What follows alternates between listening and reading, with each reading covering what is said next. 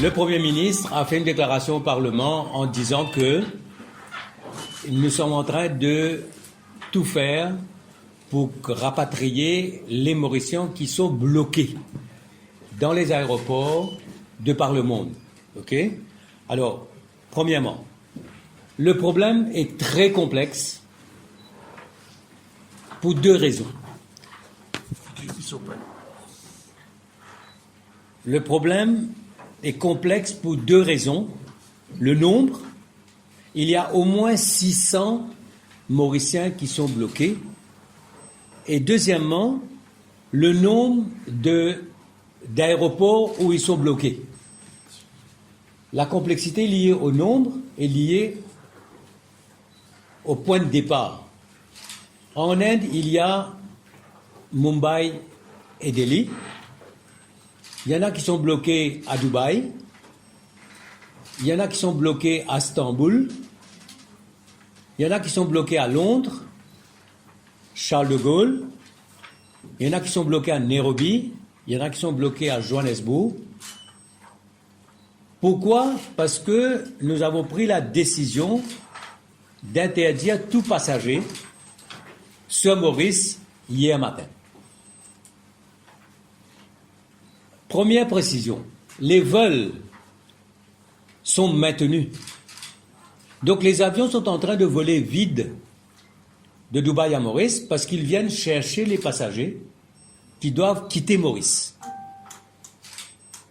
Et il y a des milliers de passagers qui doivent quitter Maurice, qui sont à Maurice et qui vont partir en France, en Allemagne, en Angleterre ou ailleurs. Donc le problème est complexe parce qu'il y a le nombre et deuxièmement le nombre de passagers et deuxièmement il y a le nombre de points de départ. Maintenant, qui sont-ils? Qui sont les gens qui sont bloqués? Il y a des étudiants qui sont bloqués. Je n'ai pas parlé de Kuala Lumpur. Il y a des étudiants qui sont bloqués. Il y a des Mauriciens touristes qui sont partis en pèlerinage, qui sont partis pour des traitements médicaux, par exemple en Inde.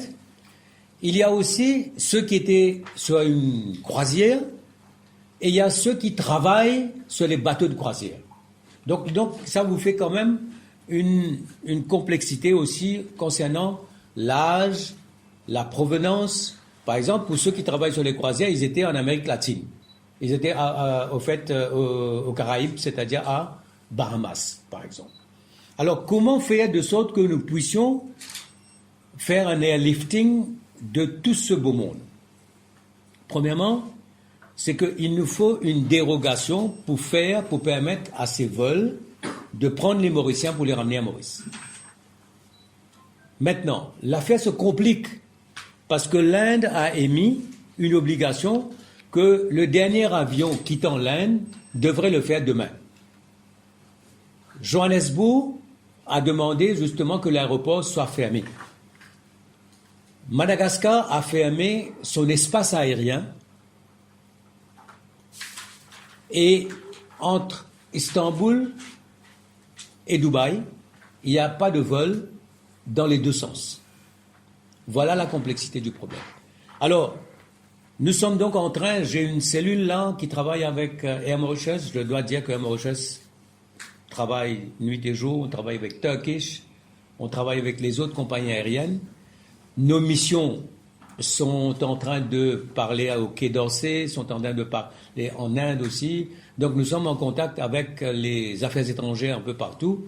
Et la cellule travaille d'heure en heure parce que là nous avons appris par exemple qu'il y a 2 personnes qui sont bloquées au Maroc, qui a fermé son espace aérien avec l'Europe il y a 3-4 jours.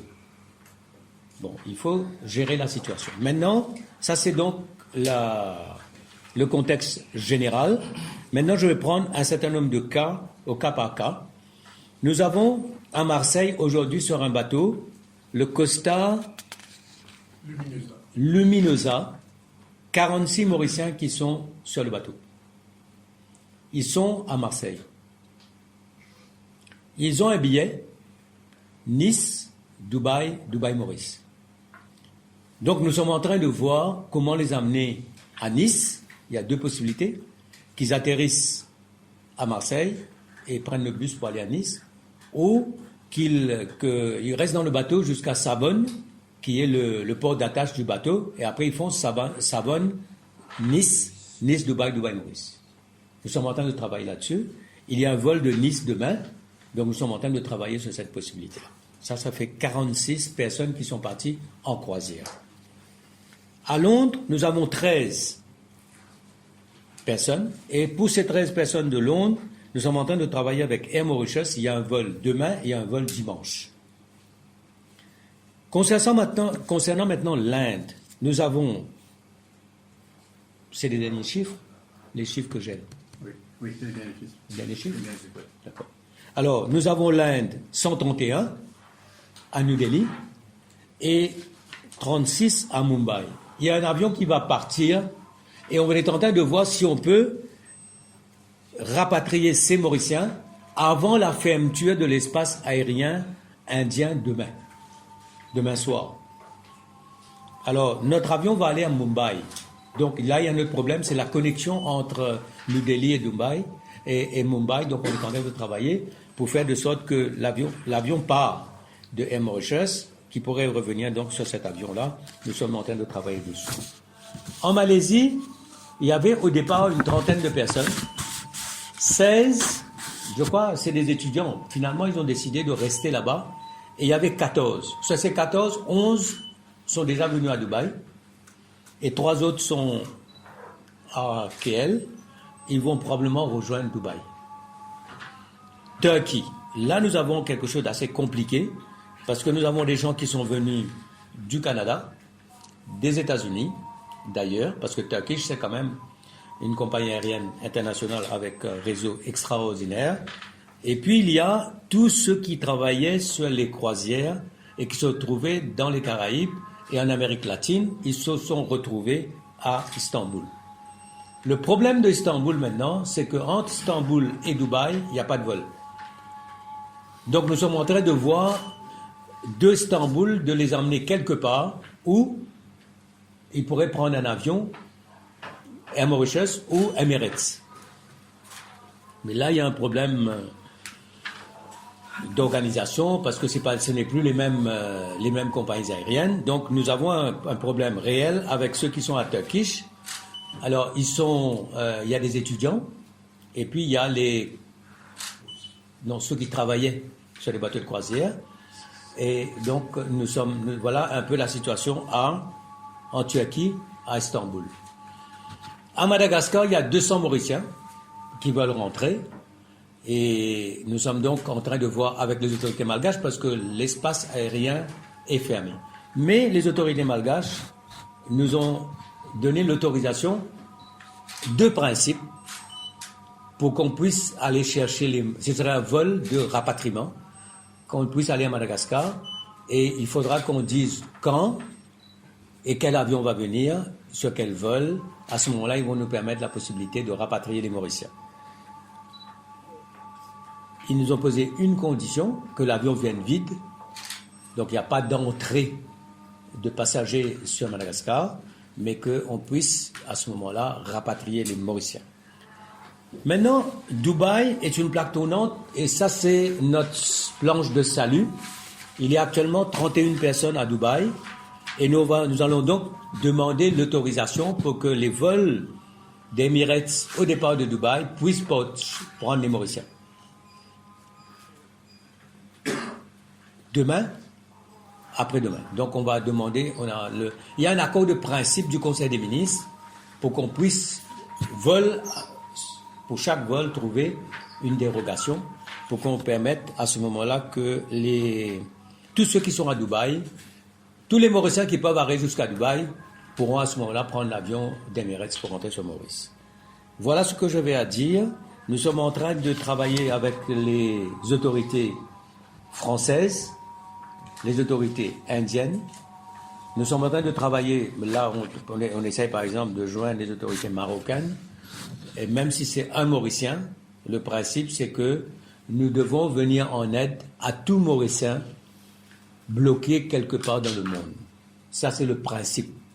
Dans certains cas c'est pratique, c'est facile, dans d'autres cas c'est extrêmement compliqué pour un certain nombre de raisons. C'est pour ça que nous traitons chaque pays cas par cas, chaque port de départ cas par cas. Et voilà où nous en sommes. L'équipe continue à travailler. Oui, l'équipe continue à travailler. Deux choses maintenant. Premièrement, dès qu'ils vont arriver à Maurice, ils seront placés directement en quarantaine. Dès qu'ils arrivent à Maurice, ils seront placés directement en quarantaine. Nous avons un accord de principe maintenant, le ministère de la Santé, le gouvernement, pour qu'on puisse avoir des chambres d'hôtel pour pouvoir, justement, parce qu'on a je crois une dizaine de centres déjà, et les centres sont déjà occupés, donc nous avons un accord de principe avec l'hôtellerie. Et là, j'ai appris qu'il y aura à peu près 300 chambres qu'on pourrait avoir tout de suite là. Après, on aura, parce qu'il nous faudra à peu près 600. Alors, 600 dans les jours qui viennent. Et nous sommes donc, il y a une adéquation à faire entre les vols et la possibilité de les mettre en quarantaine. Est-ce que j'ai tout dit? Je pense que oui. Alors, il y a aussi Rodrigue. Donc, il n'y aura pas de vol entre Maurice et Rodrigue après dimanche. Donc, Air Mauritius est en train de faire le nécessaire. Il y a aussi des Français qui sont à Rodrigue. Donc, là aussi, on est en train de voir un peu comment ça se passe. Il y avait des Réunionnais ou des Français qui devaient faire Paris-Maurice-Réunion. Donc, étant donné qu'il n'y a pas de passagers entre Paris et Réunion et Maurice, donc le problème de transit se pose. Ça, nous sommes en train de trouver des solutions à ça. Et donc, l'idée, c'est de permettre des vols pour rapatrier les Mauriciens sur un ensemble de ports, de points de départ. Voilà. Question.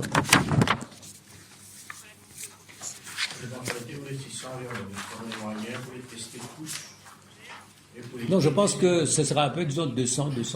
On pourra le faire parce que il n'y a pas de vol. Il n'y a pas de passagers qui arrivent. Donc, les autorités sont habituées à gérer 4 ou 5 vols, même plus. Donc, il n'y aura pas de problème pour gérer ça. Et même s'ils sont malades, même s'ils sont pas que le Covid, on peut les traiter aussi. Oui. En Turquie, on a combien de gens? En Turquie, là, on est à 78.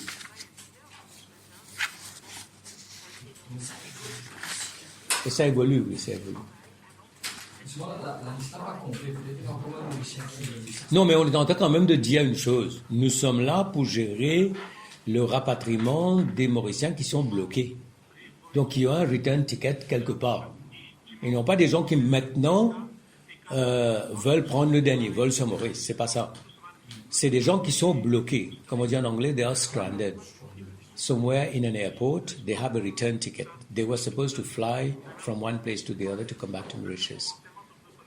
Je veux dire, la liste est complète, là, mais il y a encore des gens qui n'ont pas... Non, mais on a le cas de Maroc, je viens d'apprendre pour le cas du Maroc. L'Arabie Saoudite, c'est fermé. L'espace aérien est fermé. Nous n'avons pas de situation en Arabie Saoudite. Pas pour le moment. S'il y a des personnes qui sont restées, mais le problème c'est qu'il n'y a pas de vol au départ de Riyad ou de Jeddah. Est-ce que vous êtes en contact avec... Je suis toujours en contact avec notre ambassadeur. Par rapport aux passagers qui, eux, vont voyager pour les traitements médicaux, est-ce qu'il y aura un dispositif spécial à prendre pour les acheminer d'un pays à l'autre, peut-être? On va voir au cas par cas. Mais si, on peut arriver à un moment où les pays acceptent un pays, ces Mauriciens sont bloqués. Comment ça se passe? Non, le problème c'est que les pays sont saturés eux-mêmes. Nous sommes, par exemple, là on a parlé aux autorités françaises pour leur demander si c'est possible qu'on atterrisse, qu'ils débarquent à Marseille. Ils parlent au téléphone avec notre officier. Quand on a demandé si vous pourrez nous donner sur papier ce que vous êtes en train de dire sur le téléphone, il dit il n'a pas le temps. Tout le monde est saturé. Par exemple, sur ce bateau, il y a combien de personnes? 46. Non, Mauriciens, 46 en tout. 200. Ouais, sur le bateau, 12 ans, peut-être d'une vingtaine de nationalités. Maintenant, les Allemands, il y a des charter flights, les Américains sont arrivés. Ben, ils doivent, pour gérer le cas de 46 petits Mauriciens, c'est pas évident. On est en train de faire de sorte qu'on puisse nous faire quand même faire quelque chose de spécial pour Maurice. Donc, on voudrait rassurer sur un point. L'État va tout faire pour que tout Mauricien qui se retrouve quelque part, bloqué, on arrive au cas par cas à trouver des solutions. On se bat pour trouver les solutions.